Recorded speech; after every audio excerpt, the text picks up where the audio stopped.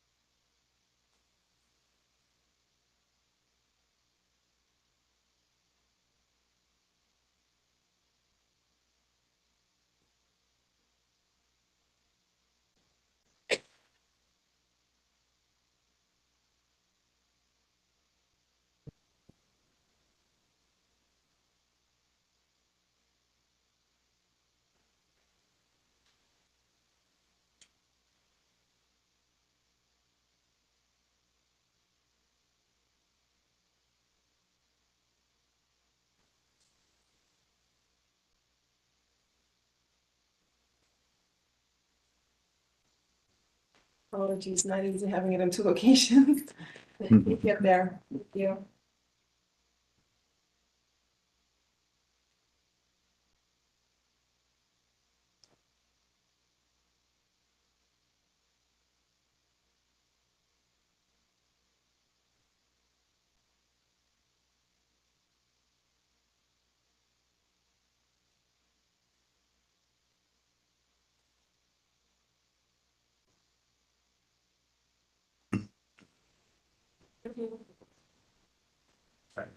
Okay. Clean.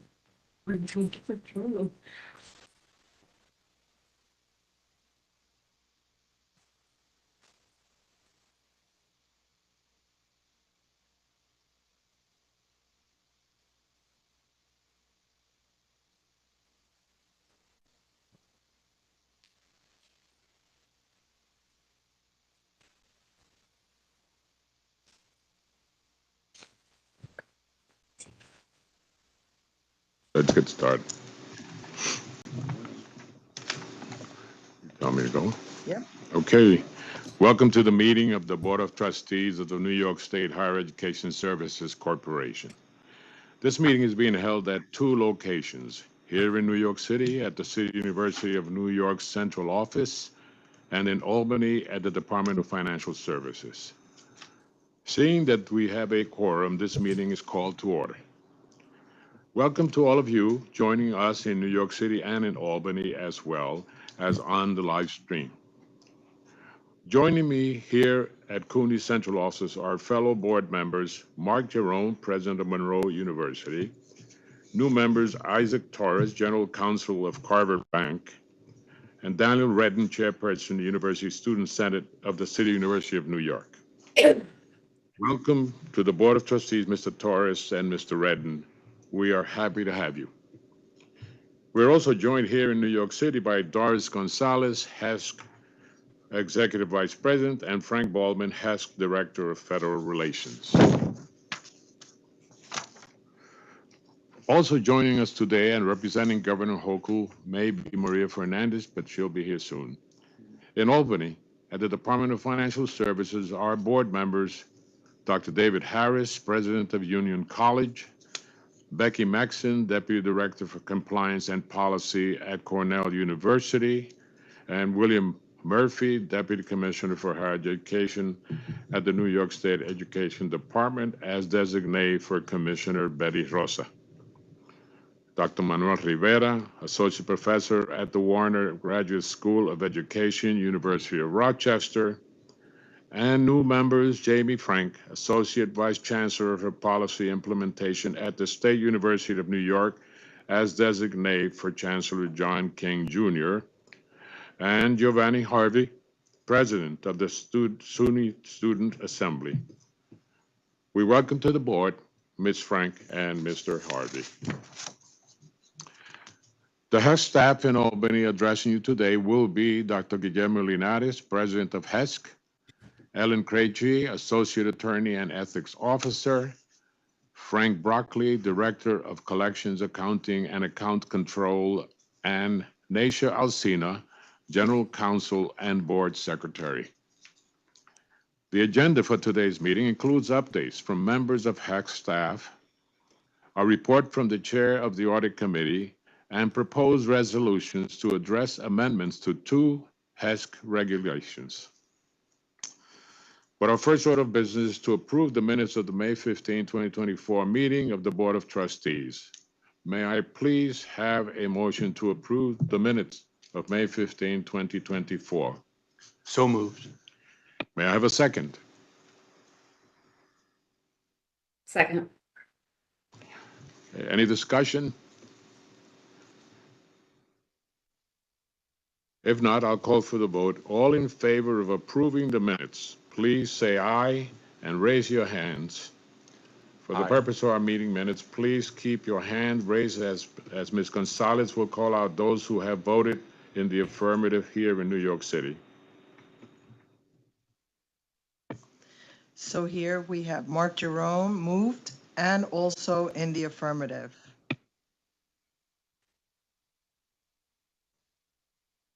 Ms. Alsina will call out those who have voted in the affirmative in Albany.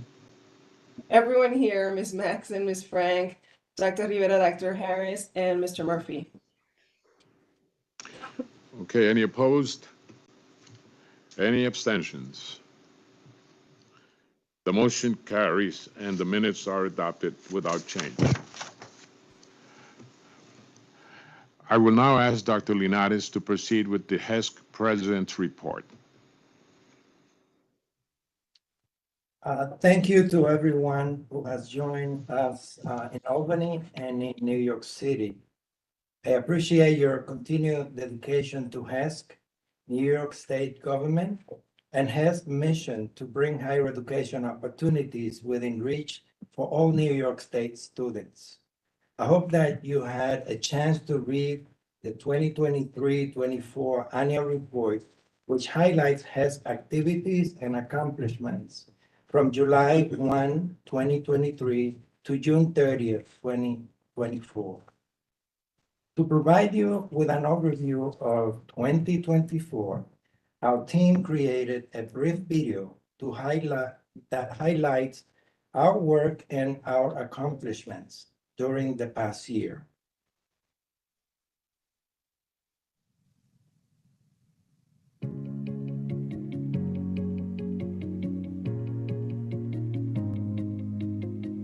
"2024 marked a milestone year for HESC, as we continued breaking down financial barriers to help students achieve their higher education dreams. HESC's achievements underscore its commitment to empowering New York students. Together with our partners, we're building a future where every student can succeed." With the governor's leadership, New York State offers one of the nation's most comprehensive financial aid programs, including TAP, Excelsior, and new programs like the New York State Healthcare Workers for Our Future Scholarship. For over 50 years, TAP has provided more than $30 billion in grants to over 6 million students. Recent increases in income thresholds and doubling the minimum award now make TAP more accessible to middle-class families. The Healthcare Workers for Our Future Scholarship addresses critical shortages in healthcare by funding full tuition awards for nearly 500 students pursuing degrees in critical medical fields. The Senator Jose Peralta New York State DREAM Act reaffirmed our commitment to equity by granting financial aid to students regardless of their status or background. Amid unprecedented FAFSA delays, HESC recognized the need for immediate support and launched a new mobile-friendly website designed with insights from our users. The new site has reached 2.5 million new users and nearly 30 million total website visits to date. We expanded our outreach with a record 230 virtual and in-person events to support initiatives like Financial Aid Awareness Month, College Application Month, and New York State FAFSA Ready, providing essential tools and guidance for students and educators statewide. HESC is more than a financial aid agency. We're the foundation of opportunity for millions of New Yorkers. By empowering students and families with critical resources, we make higher education more accessible and affordable. At HESC, helping students achieve their dreams isn't just what we do, it's our mission. We help you pay for college.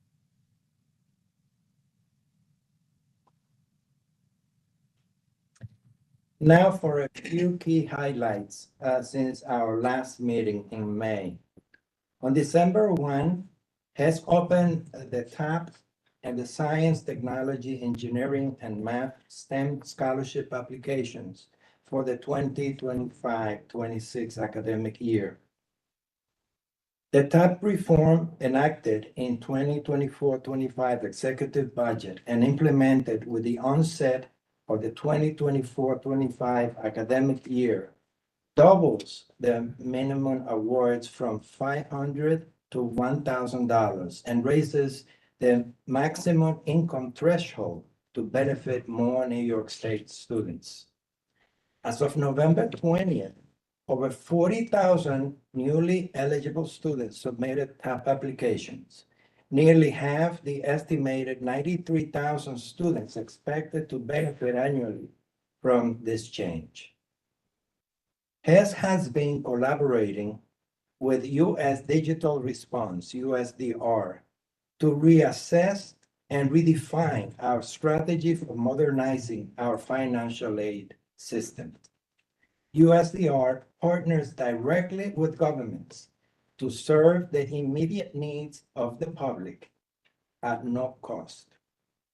In November, USDR facilitated a two-day procurement workshop with HESC, ITS, and the Chamber with a focus on developing a robust incremental procurement approach that can address the complexity and specific requirements of our HESC financial aid systems. This approach will allow us to focus on the user experience and have more flexibility and control over multiple vendors rather than having one vendor managing a large, complex financial aid modernization system. Lessons learned from this innovative way of managing large modernization projects can inform future similar projects in New York State government. In line with Governor Hochul's FAFSA mandate, HESC remains steadfast in its efforts to educate students and families about the advantages of completing the FAFSA or DREAM Act applications. In November, HESC initiated a pilot phase of the New York State FAFSA Ready training program designed to equip high school counselors, community partners, and HESC support staff with essential knowledge, tools, and resources to assist students in completing the FAFSA, TAP, and DREAM Act applications.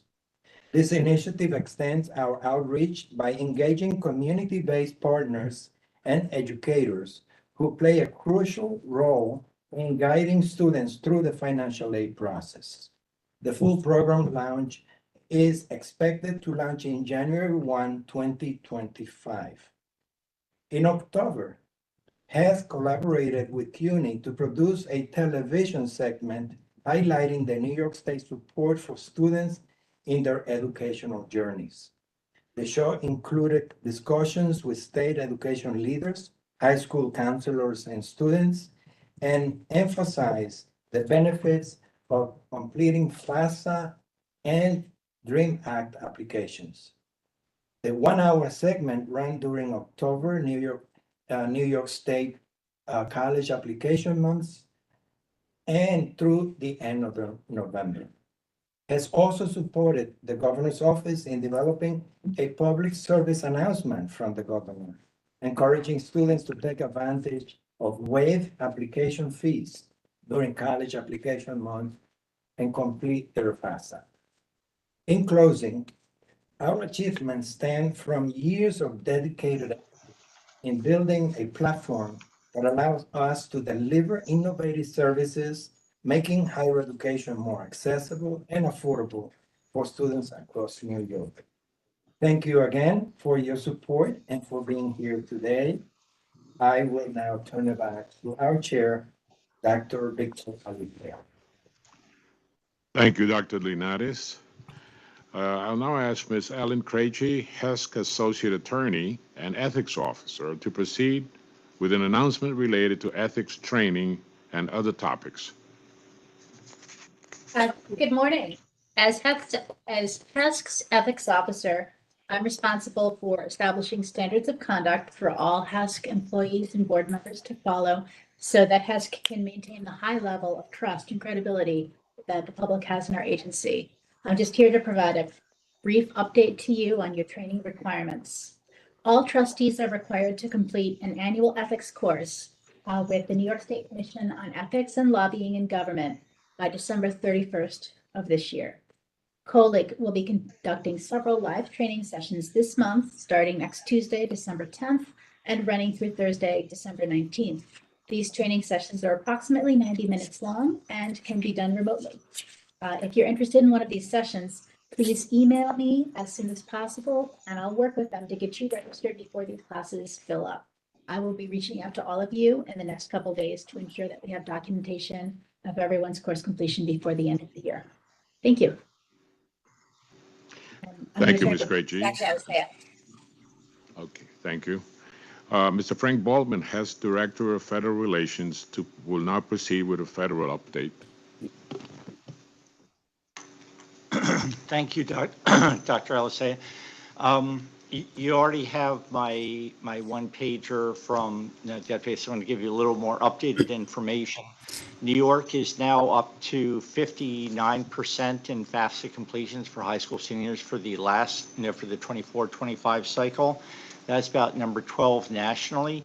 To put that in a little bit of context, last year, or the prior cycle, 23-24, we were number 8, which was the highest we've ever been in my 15 plus years at HESC. But the reason I think we're down 12 this year is because all the states have deadlines in January and February and March and April waived their deadlines this year, so they've been catching up all summer. Looking ahead to the 25-26 FAFSA, as you saw in my report, New York State ranks 6th in the number of or percentage of high school seniors have created an FSA ID, which is obviously a good sign if we're going to have universal FAFSA. We have since dropped to number 7 in the most recent rankings, but nonetheless, that's still very good. And we have 3 counties that are ranked in the top 10 nationally. Overall, the new FAFSA seems to be working much, much better than the last one. In the beta testing, over 90% of students and parents who completed a FAFSA rated it a 4 or 5, as in satisfied or highly satisfied. And just in terms of also looking ahead to our first year of universal FAFSA, I mentioned we're at 59%. The states that ranked number 1 and 2, which are both FAFSA, universal FAFSA states, are at 64%. So if we get 10% more FAFSAs this year, we would be the highest ranking state in the country. Relative to the Student Aid Information Gateway update, there's probably not much more to say there, except that HESC and New York are maybe somewhat fortunate in that we're almost the only state that does not use the Student Aid Index and formerly the expected family contribution for awarding. So we have more flexibility with what types of reporting we can do, because many states have to report their legislatures, students by income level and how many got grants and all of that. but you're not allowed to report that using federal taxable income data. So it's a few days after Thanksgiving. We're thankful that we are not reliant on the student aid index for that. And relative to federal fiscal 25 appropriations, currently the federal government is funded through December 20th. There's some expectation that they might put through another funding patch into March. There's pros and cons to that. If you're the Trump administration, you might want to focus on other priorities because getting a full year funding patch might be messy. Now, some people are possibly concerned about potential cuts to higher education funding, but I will tell you, in all of my years of working with Congress in Washington, I've never, well, with one exception, I've never encountered a member of Congress, Republican or Democrat, who wanted to cut Pell Grants in their district, only maybe another 434.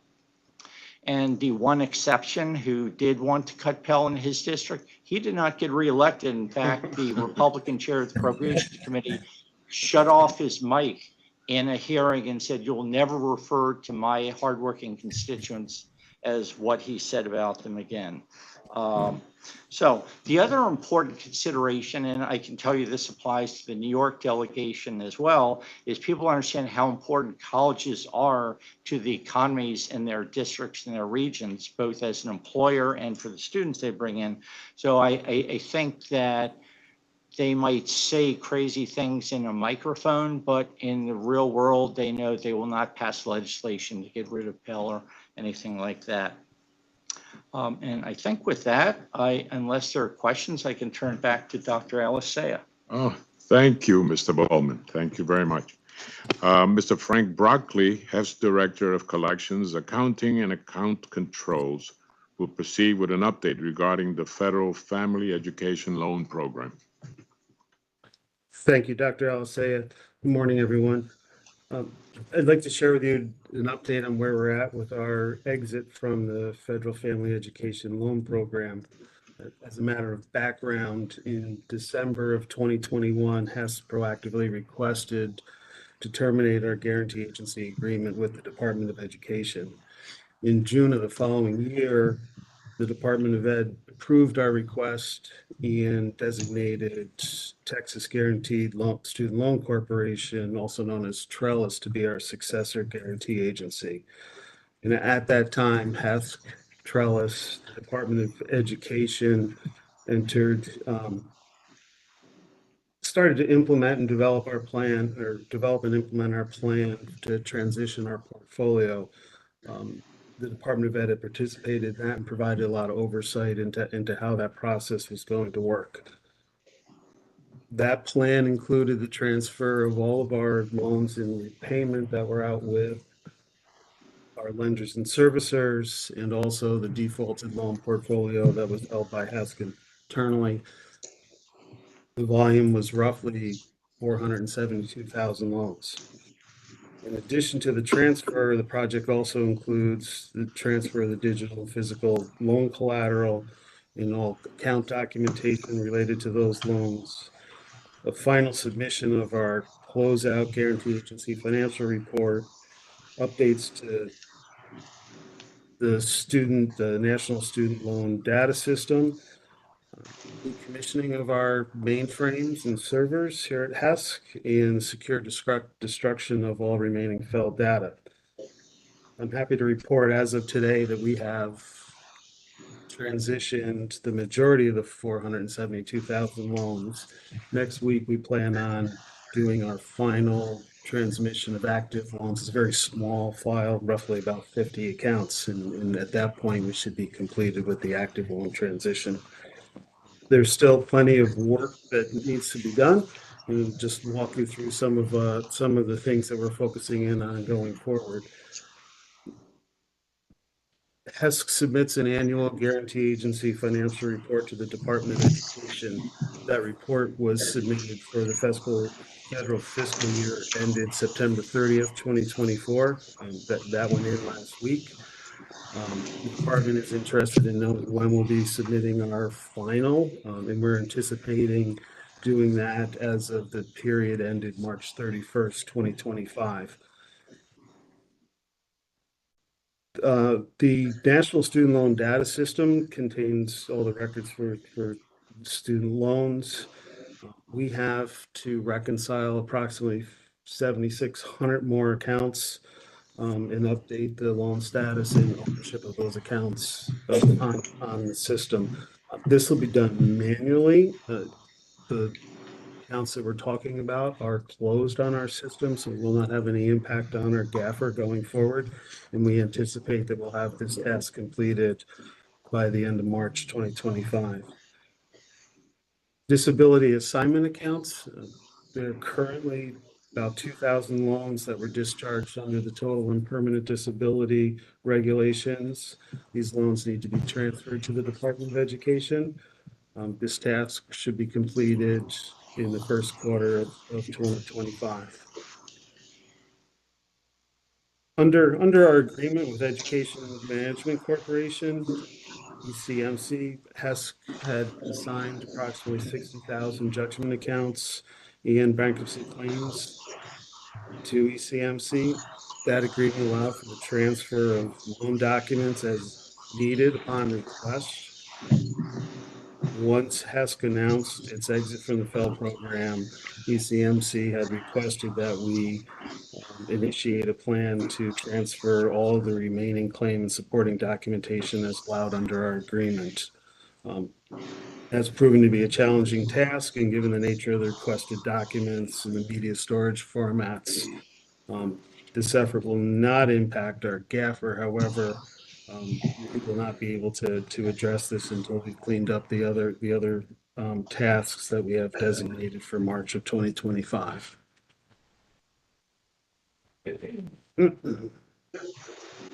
The closed file transfer is part of our phase 3 with Trellis, and in order to meet the record retention requirements under federal regulation, HESC will be transferring approximately 560,000 closed paid in full loans to Trellis.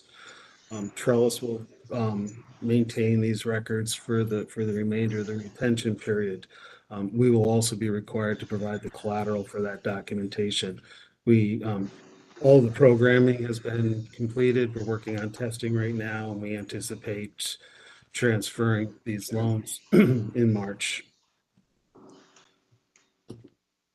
One of the larger efforts that we have is the collateral transfer to Trellis. This includes, all the documents, the digital media, microfilm cartridges. So right now we also need to consider that we have all the closed loan portfolio documents to transition as well.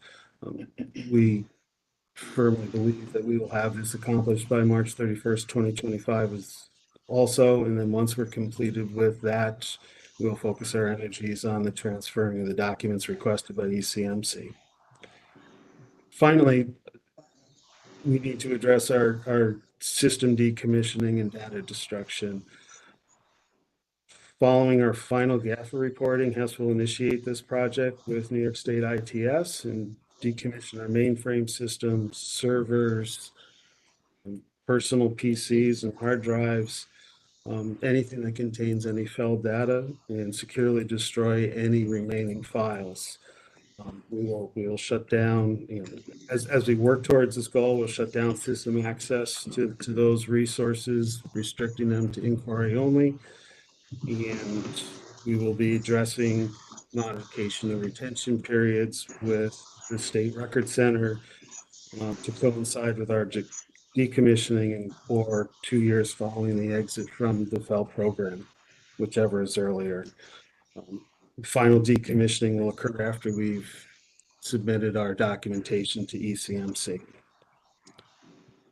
We acknowledge that there's still a considerable amount of work to do over the next month and beyond, or over the next quarter and beyond, but the team is focused on achieving that goal and winding down the operations by March 31st, 2025. That's it. Thank you. Thank you, Mr. Broccoli. I now ask Mr. Mark Jerome, Audit Committee Chair, to proceed with his report. Thanks, Mr. Chairman. I am pleased to present this report on behalf of the very lively Audit Committee of HESC Board of Trustees, which consists of Dr. David Harris, Dr. Manny Rivera, and myself. We met on Monday, November 25th, as the Audit Committee, along with HESC staff members. Today, I'm going to share highlights of that meeting and key points of 3 of the reports that were presented to us. The first report was related to the Finance Division. Ms. Kayla Devine provided the update. The Special Revenue Fund that supports HESC's operating expenses started fiscal year 24-25 with a balance of $81.5 million. This is important, as you'll hear about the loss of revenue in the next point. Due to HESC's exit from the Federal Family Education Loan Program and the related loss of operating revenue, HESC will rely on its existing fund balance until it is exhausted, at which point HESC will transition to general fund support. HESC will use existing funds through fiscal year 25-26 and is anticipated to transition to general fund support in fiscal year 26 and 27. Total disbursements for fiscal year 24 and 25 are expected to be $37 million, which includes salary, related benefits for staff, non-personal service, and transfers to the New York State Office of Information Technology. HESC is actually on track to meet its disbursement estimate of the $37 million for fiscal year 24-25, spending $19 million through the end of October. Additionally, in fiscal year 24-25, HESC completed a project to consolidate staff in its Albany location from 3 floors to 2 floors.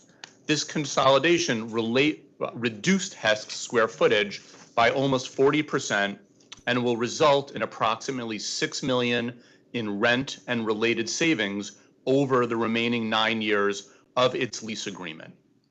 We then received a report from the Internal Controls Office. Mr. Jeremy Hayes gave that report about the office's responsibilities and achievements to date and introduced 2 new members of the team. The Internal Controls Office has completed assessing HR's onboarding and offboarding functions and will finish testing finance's local assistance payments by December 31, 2024. The office also assigned preliminary risk ratings by function and divisions. The preliminary risk assessments indicate that grants and scholarships, corporate finance, and human resources assessed as high risk. The other divisions fell into medium to low risk. The office also updated the policy and procedure for the management of HESC's policies and procedures and is starting to update agency-wide policies and procedures. And lastly, they developed and presented HESC-specific internal controls training to all employees. Mr. Hayes stated that HESC is required to annually certify to the Division of Budget as to the agency's internal controls. HESC is currently fully compliant with 2 of the 6 requirements and is partially compliant with the other 4 requirements. The goal, of course, is to be fully compliant with all 6 requirements by April 30th, 2026. Lastly, the Internal Controls Officer reported that he has obtained a special certification called the Committee of Sponsoring Organizations of the Treadway Commission, which will help inform the implementation of additional internal controls at HESC. We lastly heard about Audit Division. Ms. Dora Diaz-Crow provided the following updates. First, the Audit Division hired 5 additional auditors since the approval of the plan in May of 24. Therefore, approval was actually required of the Audit Committee for an amended plan that increased available audit and administrative hours, which include adding 2 follow-up internal audits and revamping processes to comply with the new Global Institute of Internal Auditor Standards, which will require conformance by January 19th, 2025. The external audits will include 4 Chapter 22 schools and 3 Gear Up sites. The audit committee unanimously approved Ms. Diaz-Crow's amended plan. Of the 19 planned audits for 24-25, 4 were completed, 5 are in the report phase and should be completed within the next few weeks, and the remaining 10 have either started or will start soon, with the expectation that all planned audits will be performed. Of the completed audits, findings range from internal control weaknesses, failure to comply with contract requirements, incomplete or weak procedures, and no clear established processes. Additionally, third-party risk continues to be a major concern for HESC. And lastly, the audit team will automate the process to monitor the recommendations and follow-up implementation directly into the issues management functionality of audits work paper application. I do want to commend the HESC leadership for its investment in audit and internal controls. That concludes my report. I welcome any questions before we turn it back to Chairman Alicia. Are there any questions? This is Manny Rivera. I just want to also thank the team for not only having a plan, but all the various accomplishments over the course of implementing that plan, as well as your plans for the future, the detailed reports that they sent us, your responses to our questions. It was greatly appreciated, and I think you're doing a great job. So thank you. Thank you, Mr. Jerome. Now I will turn it over to Ms. Neisha Alcina, HESC General Counsel and Board Secretary, to proceed with 2 proposed resolutions regarding amendments to HESC regulations. Thank you, Mr. Chairman. As you mentioned, today I will present for the board's consideration amendments to 2 HESC regulations. All of the proposed changes are technical in nature. The first is related to the Math and Science Teaching Incentive Program. This is a scholarship that is available for full-time undergraduate and graduate students in approved programs, leading to a teaching certification in math or science. The award covers cost of tuition, not to exceed the cost of tuition at a state-operated SUNY. In exchange, the recipient is required to work as a math or science teacher in a New York State secondary school for a period of 5 years. HESC is proposing to remove the existing requirement that full-time study must consist of at least 27 credit hours per academic year. The reason for this proposed amendment is that not all higher education institutions require their students to take 27 credit hours per year in order to be considered full-time in their programs. Hence, HESC would like to add more flexibility to its definition of the term full-time to align with the definition used by these institutions and not exclude full-time students taking less than 27 credits per year. So on to the current resolution. This resolution would authorize HESC to take all necessary actions to propose these regulatory changes, including any action to publish in the state register and permanently adopt the regulatory changes after the public comment period.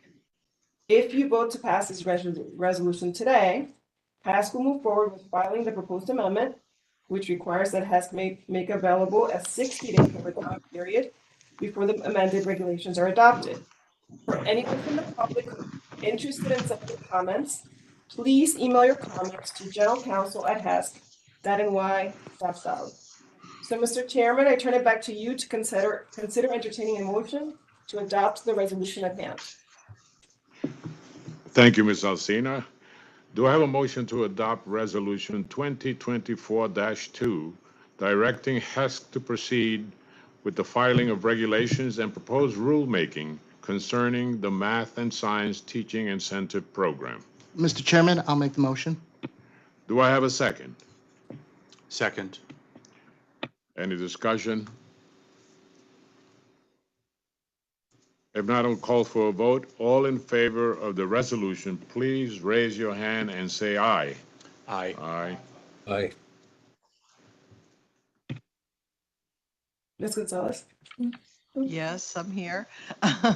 So here we had the motion by Isaac Torres, who also approved.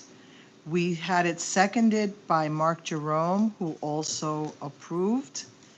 And we also had the approval of Daniel Redden and Dr. Alicea. Great. Here in Albany, everyone has voted in the affirmative. Mr. Harvey, Dr. Rivera, Ms. Frank, Ms. Maxon, Dr. Harris, and Mr. Murphy. Is there any opposed? Any abstentions?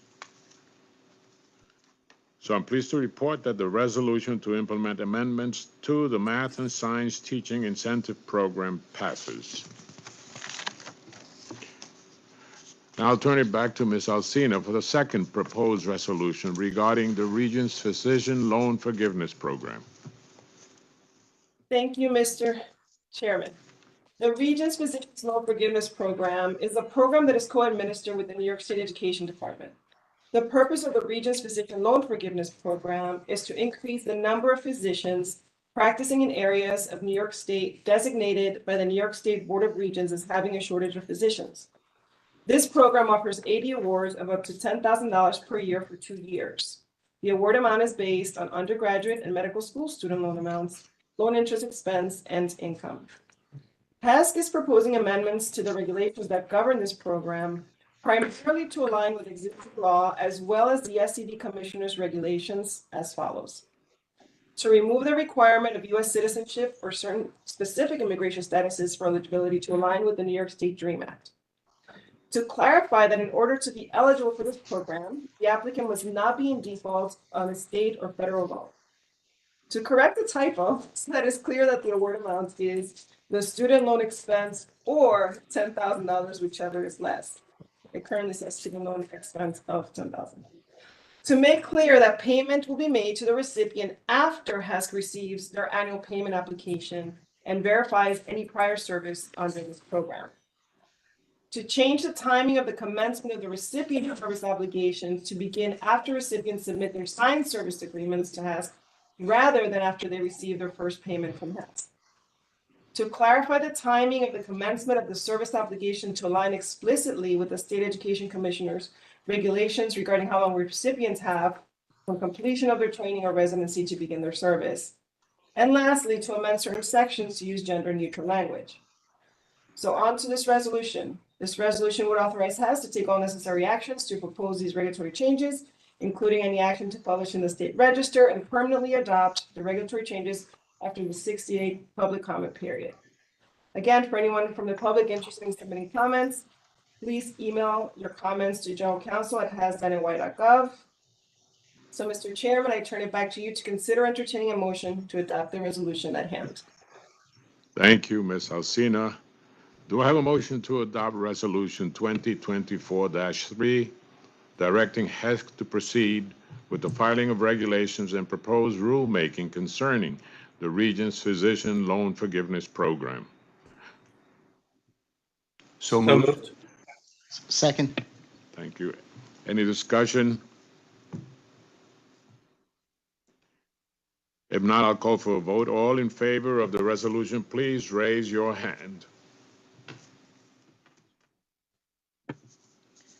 Thank you.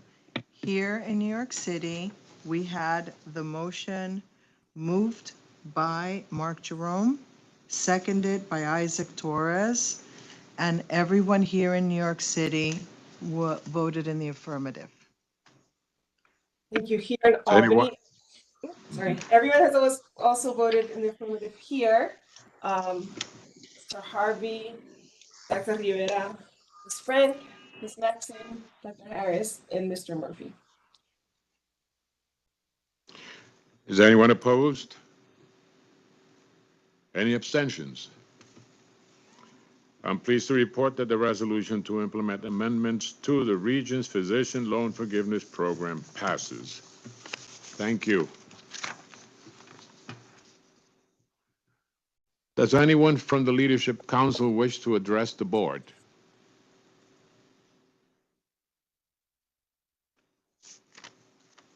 Hearing none, thank you. And according to our bylaws, we are now required to schedule our next board meeting. Please save the date of Wednesday, May 14, 2025, for our next meeting. And before we move to adjourn the meeting, Dr. Linares would like to say a few words. Thank you so much, Dr. Alicea. Um, I, uh, I have bittersweet news to share. I'm going to start with the sweet, um, although it's bittersweet. I want to convey our heartfelt appreciation to Musa Hasina, our general counsel, who has done a superb job in this role, taking consideration in the short time frame she's been serving our agency and New Yorkers, the challenges that we have been confronting internally with the transition within the agency itself, the challenges that we've seen within government transitioning. We've had two different governors in recent years, and the challenges that the pandemic has brought.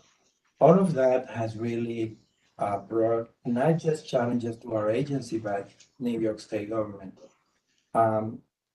It is in the context that, in that context, that NILSA has stepped up and has been able to do a superb, marvelous job in her role as counsel.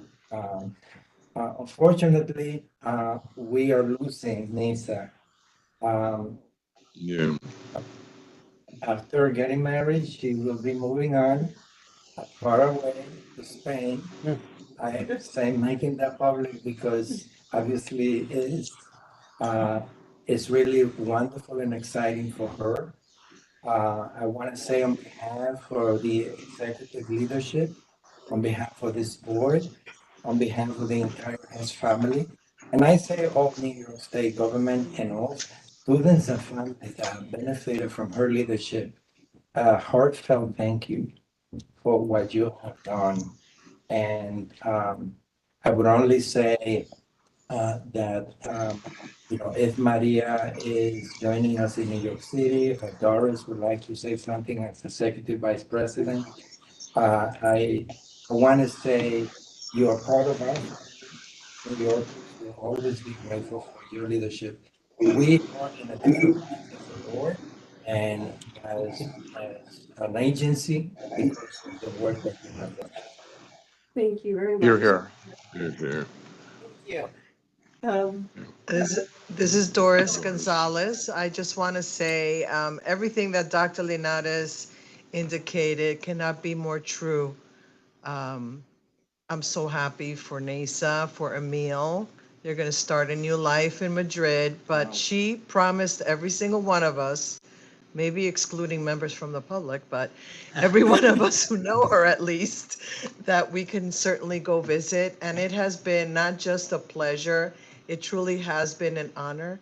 NASA started just 1 week before I did, and I could say that the incredible work that she did to build up the general counsel office so that we could appropriately and more efficiently serve the New Yorkers that are part of the HESC family is really unequaled, and we're so appreciative. And we are looking forward to, in the near future, announcing a successor. But to be honest with you, nobody's gonna do it like Nasa.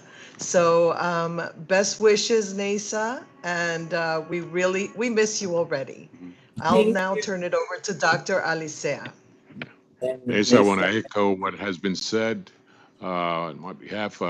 I know it's hard to build a management team, and management teams it's not just the members; it's the way that they work together in a real team approach. And I've watched that happen. I've watched that grown here with Dr. Linares, and I just feel like it's going to take a little while before the team can play in the World Series again. And Dr. We're gonna miss you, Nation. Thank you. Thank you for the opportunity. With your indulgence, I would like Nisa to say a couple of words before we adjourn. I want to say thank you to the Yeah, incredible yes. leadership of this very important agency. I've been behind the mission of helping people pay for college since day one, and it's easy to do with people who really truly believe in the mission and make it great to come to work and collaborate. And so thank you to this board. I'm really glad with the composition of this board and your engagement, and I'm pretty sure that my successor will take this role even to greater heights. But I thank you for the opportunity to serve. Thank you. Nisa. Do I have a motion to bring this meeting to a close? So moved. Do I have a second? Second.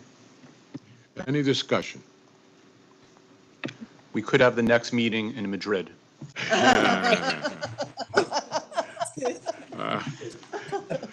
I have to change that thing from Wednesday, May 14, 2025 to the wedding day or something. Now I'd call for a vote. All in favor to adjourn this meeting, please raise your hand and say aye. Aye. And everyone here. Everyone here as well. Okay. The meeting is adjourned. Thank you. You. So for our ending, I've like added like every location along the way. And I think it was